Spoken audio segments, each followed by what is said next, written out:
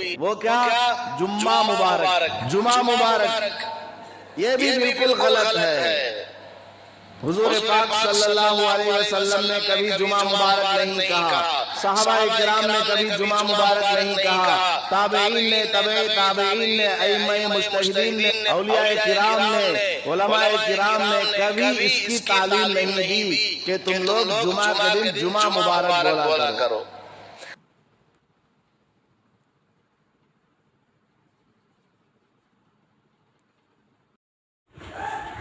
السلام علیکم ورحمۃ اللہ وبرکاتہ۔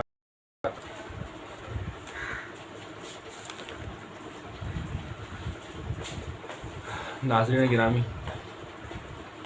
جیسا کہ آپ نے اس کلپ میں دیکھا اور سنا، یہ مولانا شاہجہاں مدن پلی ان جناب نے جمعہ کی مبارکباد دینے کو بدعت بتایا ہے۔ یہ بدعت ہے۔ واٹس ایپ پر جو جمعے کی مبارکباد دیتے ہیں، یا ایف بی پر، یا کسی بھی سوشل میڈیا کے کسی بھی ایپ کے ذریعے سے جو جمعے کی مبارکباد دی جاتی ہے، اس کو ان جناب نے بدعت بتایا ہے۔ اچھا، سب سے پہلی بات تو یہ کہ یہ وہابی دیوبندی جس کسی بات کو بدعت قرار دیتے ہیں، ان کے پاس اس کے عدم جواز کی دلیل تو بالکل نہیں ہوتی۔ اپنی رائے پیش کر کے کہیں کی حدیث کہیں گاڑ کر یہ اسے بدعت قرار دیتے ہیں، اور یہ کوئی حدیث نہیں پڑھتے سوائے ایک حدیث کے۔ وہی حدیث یہ لا کر سب کے سامنے رکھتے ہیں کہ دین میں ہر نیا کام بدعت ہے، گمراہی ہے، بدعت ہے اور گمراہی ہے، اور جہنم کی طرف لے آنے والی ہے۔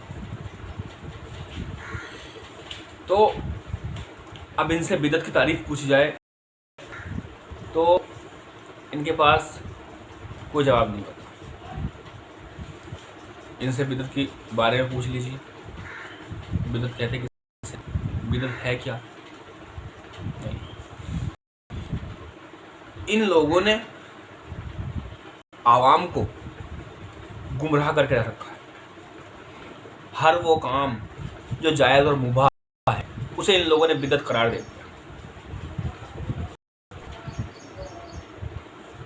جیسے کہ آپ نے ابھی اس کلپ میں سنا، اس کلپ میں دیکھا۔ آئیے پہلے ہم یہ آپ کو بتاتے چلیں تعریف کیا ہے اور بدعت کہتے کسے ہیں، آپ ہی کی زبان میں، آپ ہی کے طریقے سے سمجھ سکیں۔ آپ کو میں بدعت کے بارے میں بتاتا ہوا چلتا ہوں۔ عام فہم زبان میں بدعت کسے کہتے ہیں؟ لغت میں، عربی ڈکشنری میں بدعت کسی نئی چیز یا نئے کام کو کہا جاتا ہے۔ کسی نئے کام کو بدعت کہا جاتا ہے، مگر شرعی اصطلاح میں جو بدعت کہا جاتا ہے وہ کام جو حضور اقدس صلی اللہ تعالیٰ علیہ وسلم کے زمانہ ظاہری کے بعد ہوا ہو، اسے بدعت کہا جاتا ہے۔ بدعت دو قسم کی ہوتی ہے، ایک بدعت سیئہ اور ایک بدعت حسنہ۔ بلکہ شاہ عبد الحق محدث دہلوی رحمۃ اللہ تعالیٰ علیہ اجمعین نے ارشد اللمات کے اندر لکھا ہے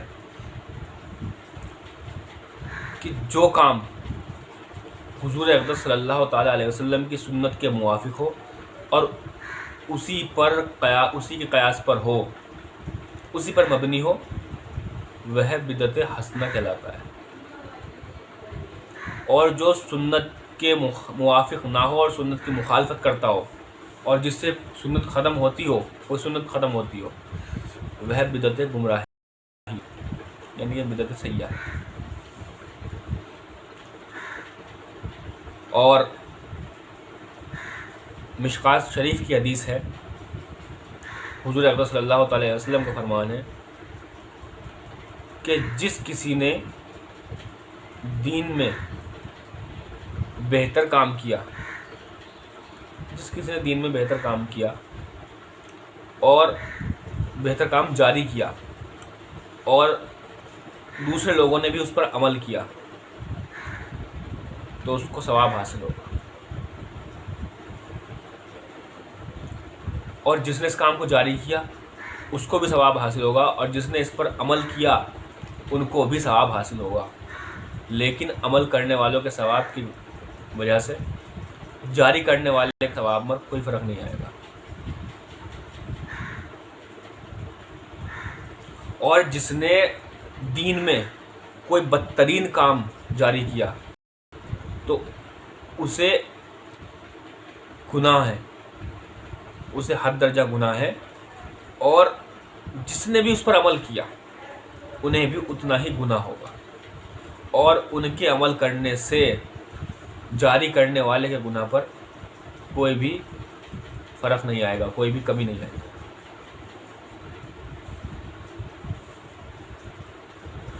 تو معلوم چلا کہ دین میں نیا کام جاری کرنا یعنی کہ یہ بدعت حسنہ میں آ گیا، بہترین کام جاری کرنا، اور دوسری جگہ فرمایا کہ بدترین کام جاری کرنا، یہ بدعت سیئہ میں آ گیا۔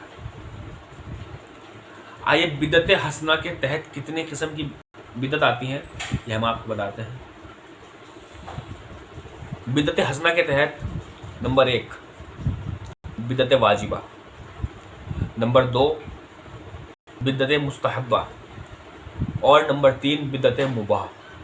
یہ بدعت حسنہ کے تحت آتی ہیں، اور بدعت سیئہ کے تحت 2 قسم کی بدعت آتی ہیں، ایک بدعت مکروہہ اور ایک بدعت محرمہ۔ بدعت واجبہ، بدعت واجبہ جو ہے وہ ہے جس کے چھوڑ دینے سے، جس کا شرعاً منع نہیں ہوا ہے، اور جس کے چھوڑ دینے سے دین میں کوئی فرق واقع ہوتا ہو، جیسے کہ حدیث حاصل کرنے کے لیے صرف نو کا علم حاصل کرنا، یا بد مذہب کا رد کرنے کے لیے اس پر دلیل قائم کرنا، یہ بدعت واجبہ ہے۔ بدعت مباح وہ ہے جس کے کرنے پر نہ کوئی ثواب ہے اور نہ کرنے پر کوئی عذاب بھی نہیں۔ اور بدعت مستحبہ، بدعت مستحبہ وہ چیز ہے جس کے کرنے پر کار خیر ہے، اور کوئی نہ بھی کرے تو کوئی حرج نہیں ہے، وہ بدعت مستحبہ ہے۔ بدعت سیئہ کے اندر بدعت محرمہ، یہ حرام کے تحت ہی آتا ہے، یعنی کہ ایک چھوٹی سی مثال میں بتا دوں، اپنی طرف سے کوئی عقائد گڑھنا، اہل سنت والجماعت کا رد کرنے کے لیے یا ان کی توہین کرنے کے لیے اپنی طرف سے کوئی بھی عقیدہ گڑھنا، یہ بدعت محرمہ کے تحت ہے۔ اور بدعت مکروہہ،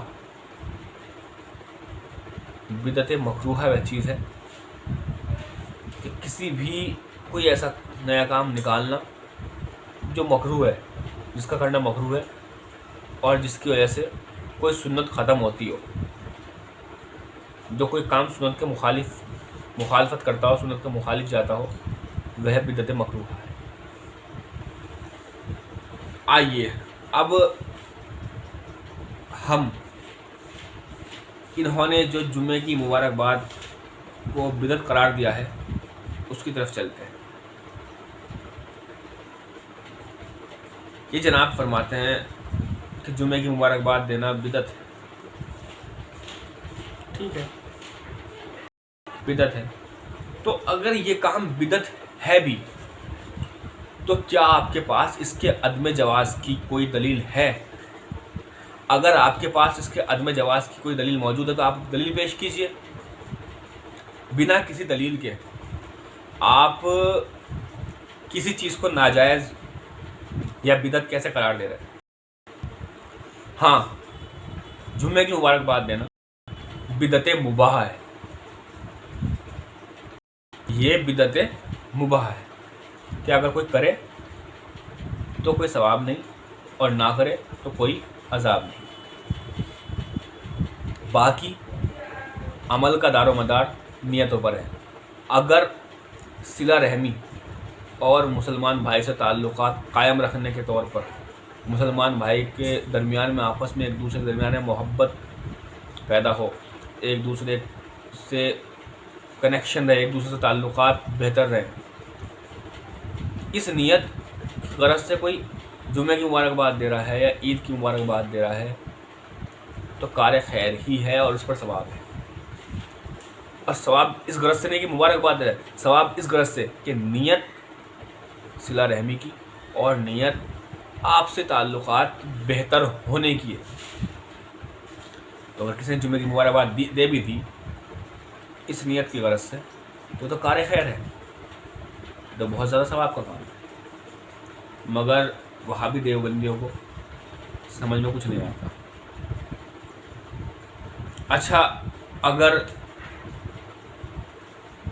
ہر نیا کام دین میں ہر نیا کام بدعت ہے اور تمام بدعتیں جو ہیں جہنم کی طرف لے جانے والی ہیں، تو میں ان لوگوں سے پھر ایک ہی سوال کروں گا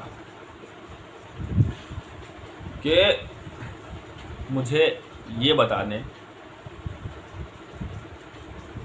کیا حضور اقدس صلی اللہ تعالیٰ علیہ وسلم کے زمانے ظاہری میں تراویح کی نماز جماعت کے ساتھ پڑھائی گئی؟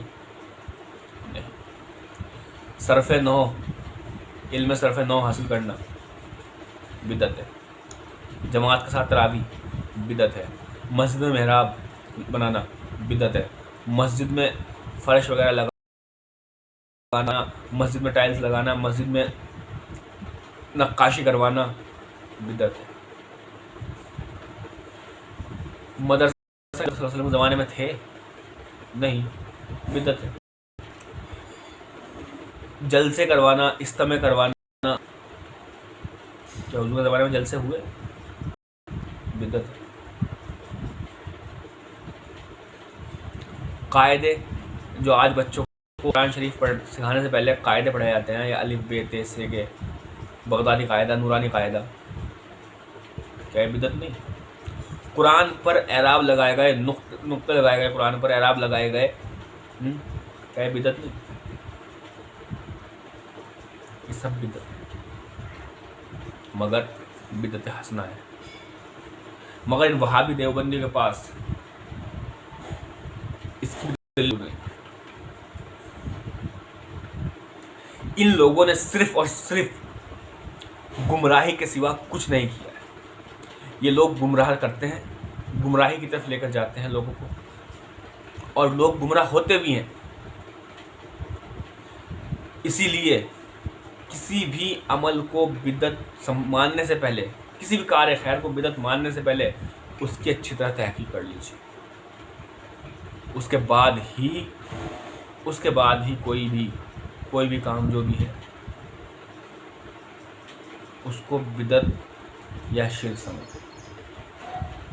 اولاً سب سے پہلی چیز، کسی بھی کام کے عدم جواز کی دلیل کا نہ ہونا ہی اس کے جواز کی دلیل ہے، کیونکہ حضور اقدس صلی اللہ تعالیٰ علیہ وسلم نے فرمایا تھا کہ میں نے حلال اور حرام دونوں کے بارے میں تم لوگوں کو بتا دیا ہے، صحابہ کرام سے، کہ تم لوگوں کو میں نے حلال اور حرام دونوں چیزیں کے بارے میں بتا دیا ہے۔ اب جس کو میں نے نہ کرنے کا حکم دیا ہو اور نہ ہی میں نے منع کیا ہو، وہ تمہارے لیے مباح ہے۔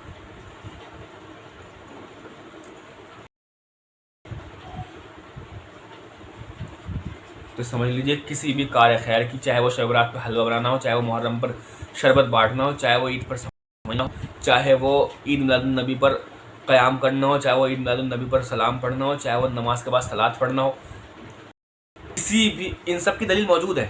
ایسا نہیں ہے کہ دلیل نہیں ہے، ان سب کی دلیل ہے، ان سب کی۔ لیکن ایک مثال کے طور پر میں آپ لوگوں کو بتا رہا ہوں کہ کسی بھی مستحب کام کی عدم جواز کی دلیل کا نہ ہونا ہی اس کے جواز کی دلیل ہے۔